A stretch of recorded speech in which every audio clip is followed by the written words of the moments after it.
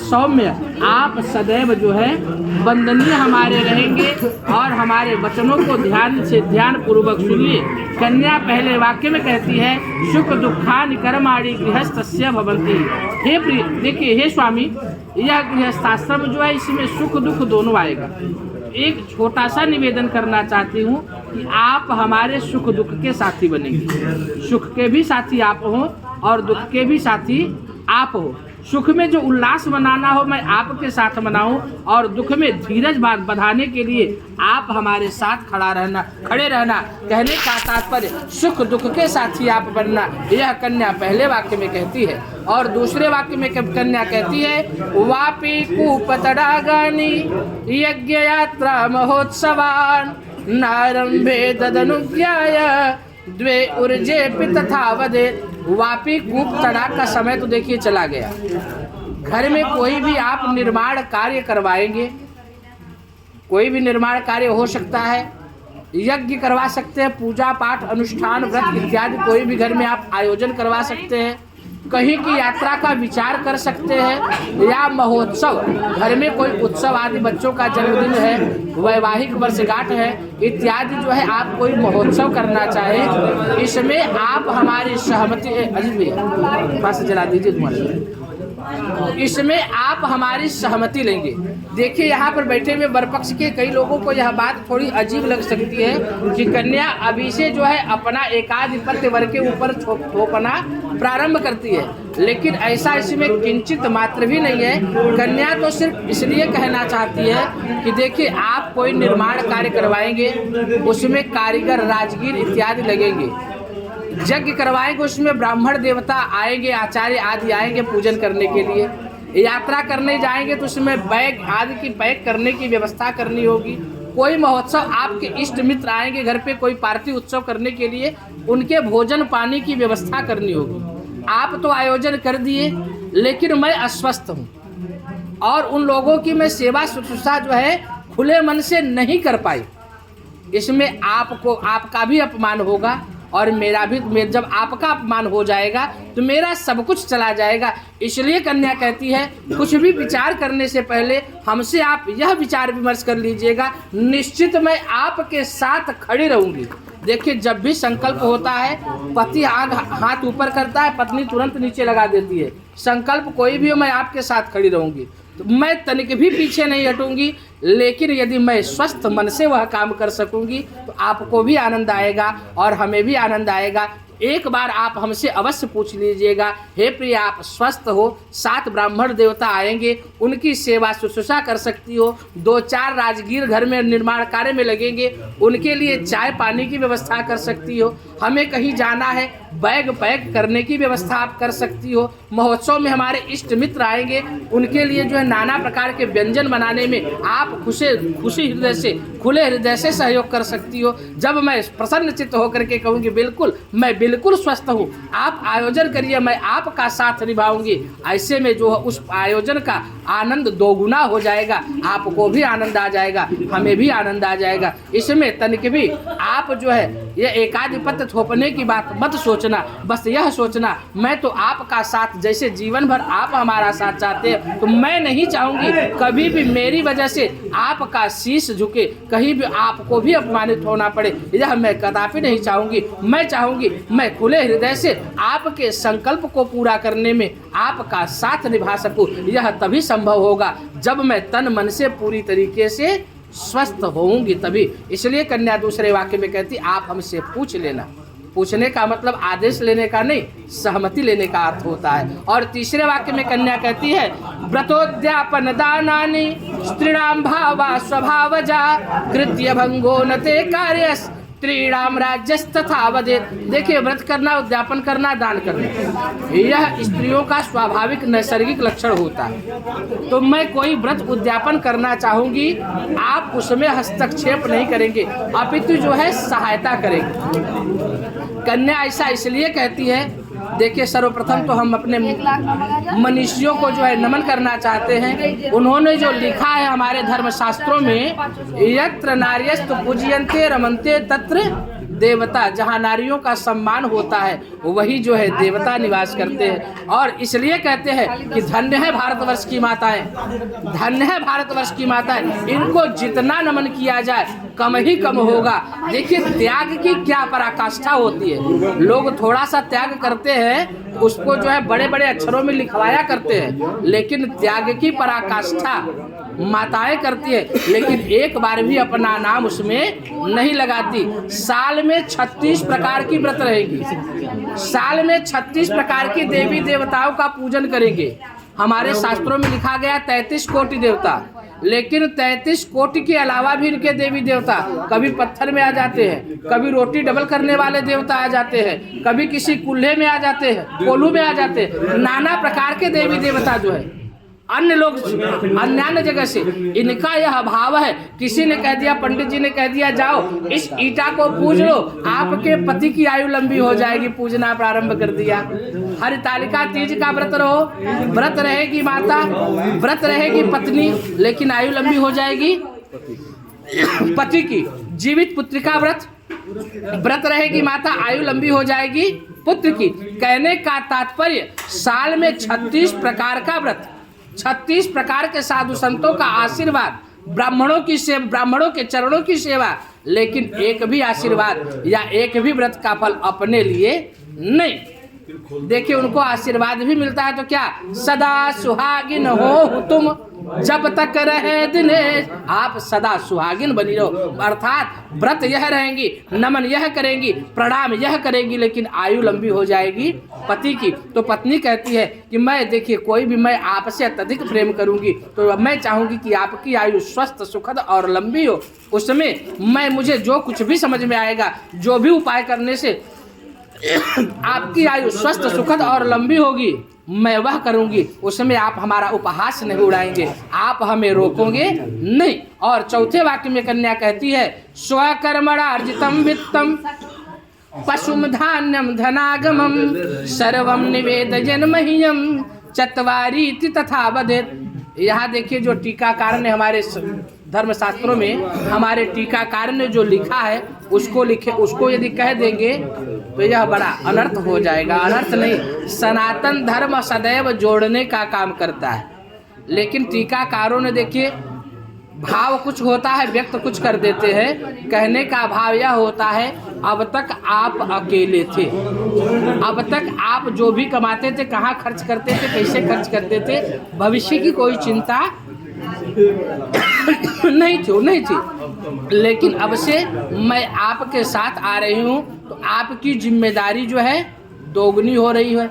अब आप जो है ब्रह्मचर्य जीवन से वानप्रस्थ गृहस्थाश्रम में आप प्रवेश करने जा रहे हैं। तो जब गृहस्थाश्रम में प्रवेश करेंगे तो निश्चित है कि जीवन को सुखमय बनाने के लिए टका धर्म टका कर्म टका ही परमम तपः जस्य गेहे टका नास्ति हा टका टक टकायते। तो जो गृहस्थाश्रम में धन का होना नितांत आवश्यक है, सुखद भविष्य के लिए धन संचय करना नितांत आवश्यक है। अब से आप धन संचय करने की प्रवृत्ति सीखेंगे, फिजूल खर्ची पे विराम लगाएंगे। यदि आप से ऐसा संभव नहीं हो पाएगा, नहीं, हमारी मित्र मंडली बड़ी लंबी है, उनको हर हफ्ते हमें पार्टी देनी होती है। यदि ऐसा आप करने लग जाओगे तो आप ऐसा करो, जो आप खुले हाथ से खर्च कर रहे हो उसमें से कुछ निकाल करके आप हमें दे दिया करो, मैं उसका संचय करूंगी, मैं उसको संग्रहित करूंगी सुखद भविष्य के लिए। और माताओं से बढ़िया संचय करना किसी को नहीं आता। नवंबर 2016 की बात है, 7 नवंबर को पूछा गया, एक पति ने 7 नवंबर को 2016 में अपनी पत्नी से पूछा, कुछ पैसा है, जो है हमारे कर्जा हमने लिया था वह कर्जा चुकाना है, देना है 2500 रुपये दे दीजिए। पत्नी ने कहा ना एक पैसा नहीं घर में। लेकिन अगले दिन शाम को मोदी जी आए, बोले भाइयों बहनों आज से 500 1000 की नोट बंद। अगले दिन 9 नवंबर की सुबह क्या हुआ, दनादन कहीं से 40,000, जहाँ 2500 रुपये नहीं था वहाँ से 50,000, 40,000, 1500 की नोट निकलना प्रारंभ हो गया। तो संचय करना और झूठ बोल करके संचय करने के लिए अपने पति से भी यदि झूठ बोल सकती है, इतनी कंजूसी कोई कर सकती है तो कौन? माताएं कर सकती है, पत्नी कर सकती है। आपसे संचय नहीं हो पाएगा तो आप हमें दे देना, मैं संचय करूंगी। किसी भी प्रकार से अब से हम आप मिल करके धन संचय करेंगे, धन संग्रहित करेंगे, फिजूल खर्ची पे आप विराम लगाएंगे। और 5वें वाक्य में कन्या कहती है, गजास्वादी पशूनाश्च हेयोपादेय कारणम अनापृक्ष न कर्तव्य पंच पश्वीत संबदे। ऐसा हो सकता है कि जब हमने कह दिया धन संचय करिए, हमने फिजूल खर्ची बंद कर दिया, कभी कभी आपको कोई ज़रूरी काम आ गया तो घर की कोई पुरानी चीज़ बेच करके नई चीज़ लाने की चेष्टा मत करना। घर की कोई पुरानी चीज़ मत बेचना, और घर में नई चीज़ भी कब लाना? जब नितांत आवश्यक हो। घर में अब कौन सा मशीन सही से काम कर रहा है कि नहीं कर रहा है, यह पत्नी जानेगी, पति नहीं जानेगा। कहने का मतलब अब आप जो है पुरानी चीज़ बेचने से पहले और घर में नई चीज़ लाने से पहले भी विचार कर रहा है। इसमें भी बहुत ज़्यादा धन व्यय होता है। यदि जो वस्तु बनवा करके काम चलाया जा सकता है, कोई मशीनरी खराब हो गई, उसको मिस्त्री के पास जा करके थोड़े से पैसे में बनवाया जा सकता है, तो आप वहाँ पे जो है भौकाल नहीं मारेंगे, अरे हम तो सरकारी नौकरी करते, बहुत पैसा कमाते, चलो दूसरा ले लेंगे, नया ले लेंगे, छोड़ो इसको हटाओ। नहीं, किसी भी प्रकार से फिजूल खर्ची नहीं, उसको आप बनवाएंगे, इसमें भी तो पैसा बचेगा। उस पैसे को बचा करके स्वस्थ सुखद जीवन हम, कि जब कभी दान करने की बात आए, जब अपने परिवार के कल्याण के लिए दान करने की बात आए तो हमको मना ना करना पड़े। यदि परिवार में कोई आयोजन हो जाए, वहाँ हमें जब दान करने की बात आए, घर में कोई महोत्सव करना पड़ा, घर में कोई यज्ञ अनुष्ठान करना पड़े, तो हमें सोचना ना पड़े और किसी विपत्ति के समय किसी दूसरे के पास हाथ हमें ना फैलाना पड़े। इसलिए किसी भी प्रकार से फिजूल खर्ची पे विराम लगा करके नई चीज पुरानी चीज से ही काम चलवा करके उसको बनवा करके ठीक ठाक करवा करके काम चला करके जो है हम अपने गृहस्थाश्रम को सुचारू ढंग से संचालित करेंगे। इसमें हमें आपका सहयोग जो है नितांत आवश्यक होगा। कहने का तात्पर्य, अब आप विवाह से पहले जैसे थे खूब खर्च किया, रोज नई नई वस्तुएं घर में लाए, लेकिन ऐसा नहीं, अब जो है थोड़ा सा धन संचय करने की चेष्टा आप करेंगे। ऐसा कन्या अपने 5वें वाक्य में कहती है। और 6ठे वाक्य में कन्या कहती है, भूषणानि विचित्राणि रत्न धातु मजानि च ददिया न प्रतिगृहणीया खडरितावपि संबदेत। देखिए, यहाँ कई पंडित जी लोग, कई टीकाकार लोग यह कहते हैं कि यह मंडप में जो आपने चढ़ाया वह लेकर के वापस नहीं देंगे। ऐसा कन्या का कहने का तनिक भी तात्पर्य नहीं। यहाँ जो चढ़ाया, जब मैं आपकी हो गई, अभी अभी हमारे माता पिता ने कन्यादान कर दिया, मैं आपकी हो गई, भाई ने जो है लावा परच करके लाजाहुति करके धार की जल की धार गिरा करके जब कन्यादान कर दिया, पाणी ग्रहण संस्कार हो गया, जब मैं आपकी हो गई तो निश्चित है कि मेरी वस्तुओं पे भी किसका अधिकार होगा? आपका ही अधिकार होगा। तो आपने जो चढ़ाया वह सब आपका, इसमें हमें कोई भी अपेक्षा नहीं। लेकिन एक छोटी सी बात मैं कहना चाहती हूँ कि आज से हम आप पति पत्नी बनने जा रहे हैं, तो हमारे में नितांत प्रेम होगा, अत्यंत प्रेम होगा। तो हो सकता है प्रेम के वशीभूत होकर के आप कभी ड्यूटी से आते वक्त उपहार में कुछ लेकर चले आए, हमारे जन्मदिन पे उपहार में कुछ लेकर के चले आए, हमारे वैवाहिक वर्षगांठ के शुभ अवसर पे उपहार में कुछ लेकर के चले आए, अथवा हमारे द्वारा किए गए कृत्यों से प्रसन्न चित्त होकर के कुछ उपहार में हमको दे दिए। तो जो भी आप उपहार देंगे वह वस्त्र हो सकता है, आभूषण हो सकता है, भूषणानि विचित्राणि रत्न धातु मयानि च, वह नाना प्रकार की कोई भी वस्तु बहुत कीमती हो सकती है अथवा बहुत थोड़े कीमत की हो सकती है। लेकिन आप जो हमको उपहार देंगे वह उपहार देने के बाद हमसे वापस आप नहीं लेंगे। ऐसा कन्या इसलिए कहती है कि पति के द्वारा दिया गया उपहार जो है निश्चित है थोड़े पैसे का हो सकता है, लेकिन पत्नी के लिए वह अनमोल हो जाएगा, उसमें उनका प्रेम बिथा होगा, प्रेम उसमें गुथा होगा। तो वह प्रेम को है और प्रेम का कोई कीमत नहीं लगाया जा सकता।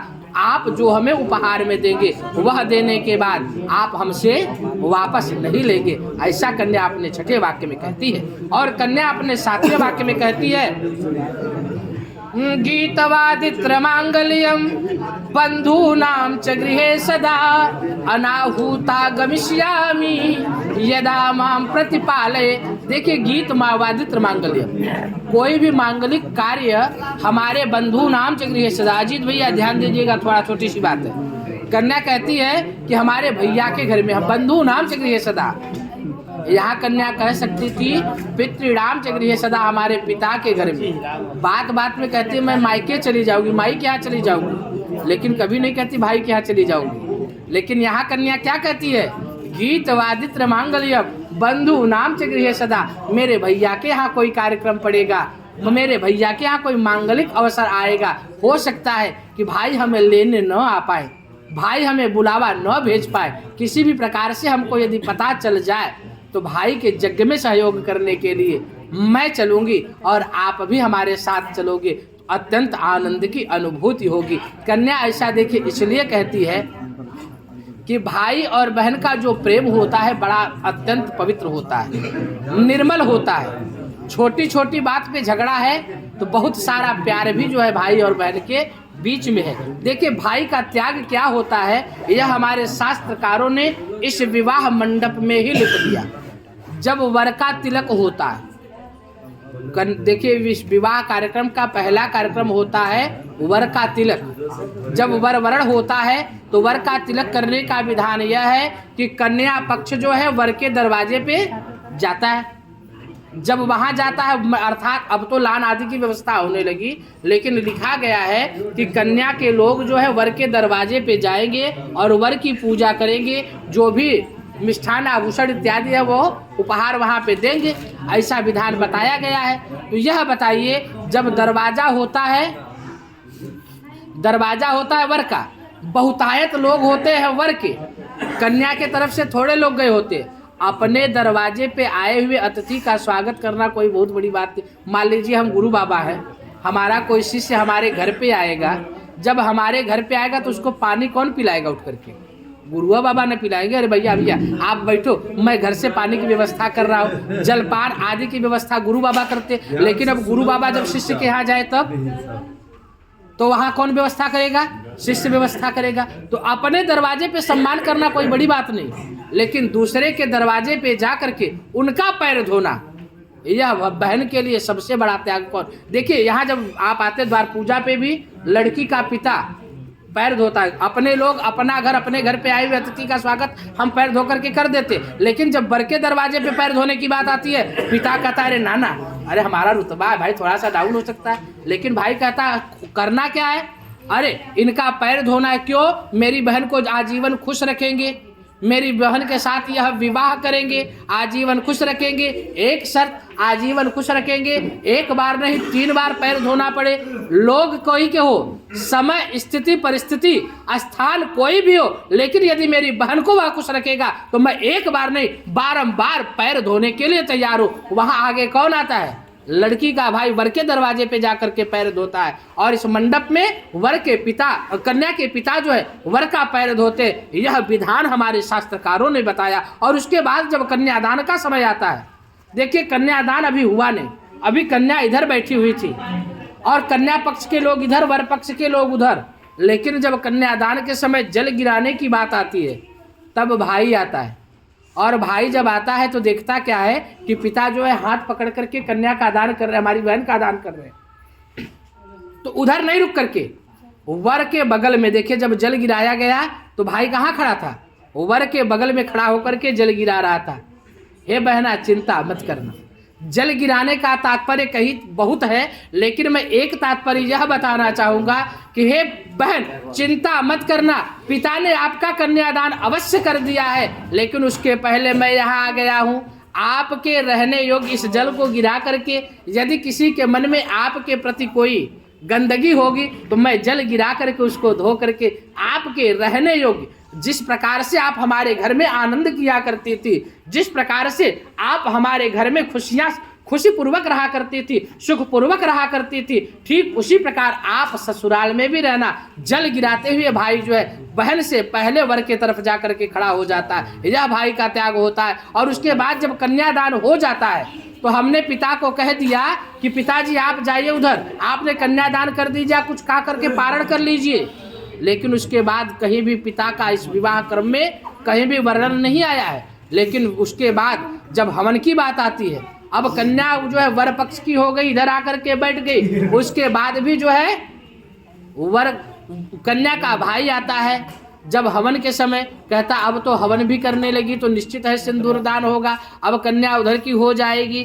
तब देखिए धान का लावा लेकर के आता है, भाई धान का लावा लेकर के आता है और क्या कहता है, बहना चिंता मत करना। देखिए तू धान के पौधे की तरह थी। धान का बीज एक खेत में पहले बीज डाला जाता है, दूसरे खेत में रोपा जाता है, तब जाकर के उसमें फलियां कलियां लगती है। ठीक उसी प्रकार से कन्या एक कुल में पैदा होती है और दूसरे कुल में उनका विवाह होता है, तब जाकर के पुत्र पौत्र प्रवर्धिनी, पुत्र और पौत्र की वृद्धि होती है, संतति की वृद्धि होती है। तो आप धान के यदि पौधे की भांति हो तो यह चिंता थोड़ा सा इधर भी देख लेना, मैं भी आपके छिलके की भांति हूँ। कितना भी भूज लीजिए, धान हर लावा भूजोगे वह छटक जाएगा, उसका छिलका छूट जाएगा, लेकिन धान का लावा उसमें कहीं न कहीं छिलका लगा रहेगा। बहना कितना भी तेरे पर आँच आएगा, लेकिन यह तेरा भाई जो है तेरे साथ सदैव खड़ा रहेगा, आप तनिक भी चिंता मत करना। और उसके बाद देखिए बहन कहती है कि अगर कोई हमारे भाई कहता है अपने बहन से कि बहना चिंता मत करना, जो तुझको खुश रखने जा रहा है ना, मैं आजीवन उसकी गाली सहूंगा और मुस्कुरा करके सहूंगा। वह गाली देगा, मैं मुस्कुराता रहूंगा। आप ऐसे किसी को गाली दे करके दिखाइए। लेकिन पत्नी के भाई को साला शब्द ही गाली सूचक हो गया। साला शब्द ही, साला तो एक रिश्ते का नाम है, साला पत्नी के भाई को कहते हैं, लेकिन किसी को साला कह दीजिए वह गाली सूचक हो जाता है, वह गाली सूचक हो जाता है। मैं गाली सुनूंगा, जीजा जी गाली देते उल्टा सीधा बोलते, लेकिन साले साहब क्या करते हैं, मुस्कुराते रहते, मुस्कुराते रहते। मेरी बहन को तो खुश रख रहा है ना, मुझे एक नहीं 1000 गाली दे दे। 100 गाली के बाद कृष्ण भी गुस्सा हो गए थे। 100 गाली के बाद क्षमाशील दया सिंधु, दया के सागर, करुणा निधार जिनको कहा जाता है, वह कृष्ण भी गुस्सा हो गए थे। लेकिन भाई जीवन पर्यंत गाली सुन करके कभी भी प्रति उत्तर नहीं करता और जो है चेहरे पे मुस्कान रखता है। मेरी बहन जो है खुश है ना, इसलिए बहन कहती है अरे जियत बा जबले भयवा एहसान न आन के माथे चढ़ऊ, सासुर में सब कायर बा, अब नैहर से बिरना बोलवई। इतना अधिकार होता है भाई पे। इसलिए कन्या कहती है कि कभी आपके सम्मुख देखे, जब हम आपकी पत्नी बनने जा रहे, आपका अत्यधिक प्रेम हमारे ऊपर होगा, निश्चित है। कोई हमें उल्टा सीधा बोलेगा तो आपको बुरा लगेगा, लेकिन कभी मेरे भाई से मेरा आमोद प्रमोद विनोद में झगड़ा हो, भाई मुझे कभी कुछ कह दे, उल्टा सीधा बोल दे, तो यह भाई बहन का प्यार है। इसमें आप जो है हस्तक्षेप नहीं करेंगे, आप भी आनंद लेंगे। भाई बहन के बीच में जो है हम जो लोग जो है झगड़ेंगे, लड़ेंगे, प्यार करेंगे, बहुत प्रेम करेंगे, लेकिन इसमें आप जो है भाई बहन का पवित्र रिश्ता होता है। आप भाई बहन में नहीं, और भाई के यहाँ कोई जब यज्ञ होगा, महोत्सव होगा, उसमें मैं बिना बुलाए जाऊंगी तो आप भी जो है हमारा सहयोग करेंगे, हमें मायके वालों के सम्मुख जो है अपमानित नहीं करेंगे। देखिए व्यक्ति का 3 रिश्ता होता है ससुराल में। एक व्यक्ति का 3 रिश्ता होता है ससुराल में। पहले जब आते हैं, जब सास ससुर जो होते हैं उनका व्यक्ति क्या होता है, दामाद। सास ससुर के क्या होते हैं, दामाद, जिनकी दाम आदि से पूजा की जाए। जब ससुराल जाए तब सास या ससुर जो है कुछ जेब में डाल दे, दाम आदि, कुछ सिकड़ी सोना, सिकड़ी अंगूठी कुछ पहना दे, दाम आदि कुछ जेब में डाल दे, तो वह दाम आदि डाल दे, वह क्या होते हैं, दामाद। और दूसरे जो होते हैं पत्नी के भाई के क्या हो जाते हैं, जीजा। कैसो रिश्ता आप जिला दे, उनसे आप दामाद की तरह सम्मान की अपेक्षा मत करना। कैसो बोल दे, आप अपना इज्जत जिला लेना, जीजा। कैसो इज्जत जो है जीजा। प्रेम से बोल दे वाह वाह, अगर थोड़ा उल्टा सीधा भी बोल दे मुस्कुरा देना। उनसे नहीं कि सास तो पैर धोती है, ससुर तो पैर धोता है, लेकिन भाई हमको ऐसा बोल रहा है, अरे आप उनके जीजा हो, तो वह कैसे भी बोल दे, कैसे रिश्ता जीजा। लेकिन तीसरा रिश्ता बड़ा भयानक होता है। तीसरा रिश्ता जो साले के लड़के होते हैं वह कहते हैं फूफा।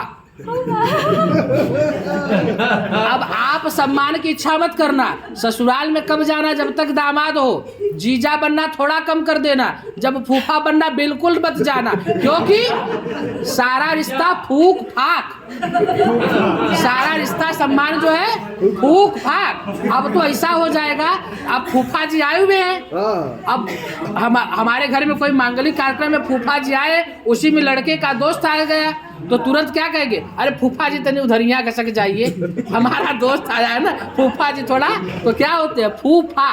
यह 3 रिश्ता होता है। तो जीजा से, हमारे भाई से जो अपेक्षा है किसी भी तरीके से, यदि मान सम्मान दे दे बड़ी अच्छी बात है, लेकिन यदि प्रेम से बोल दे, प्रेम से भी बोल दे, किसी भी तरीके से आपकी इज्जत को वह जिला दे, वह जीजा, तो आप उसके बाद का बुरा मत मानना। और हमारे भाई के यहाँ कोई मांगलिक कार्यक्रम होगा तो देखिए पद्धति में लिखा हुआ है अनाहुता गमिष्यामि, लिट लकार एक वचन, उत्तम पुरुष बिना बुलाए जाऊंगी, लेकिन इसको परिवर्तित कर देना अनाहुता गमिष्याम, मैं बिना बुलाए चलूंगी और साथ में यदि आप भी चलेंगे तो हमें अत्यंत आनंद की अनुभूति होगी। इस प्रकार से भाई बहन पे जितना कहा जाए वह कम ही है।